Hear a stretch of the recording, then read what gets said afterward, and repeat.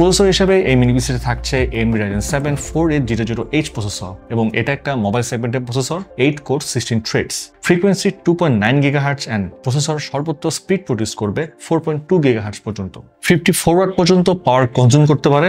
Ryzen 7 4800H প্রসেসরের সাথে integrated graphics Radeon RX Vega 7 যা 1600 MHz পর্যন্ত ফ্রিকোয়েন্সি প্রডিউস করবে। মেমোরি হিসেবে DDR4 3200 MHz RAM, ভেতরে ডুয়েল চ্যানেলে আপনি 64GB পর্যন্ত RAM এক্সপ্যান্ড করতে পারবেন। আর স্টোরেজ হিসেবে রয়েছে western digital green SN350 NVMe Gen 3 SSD।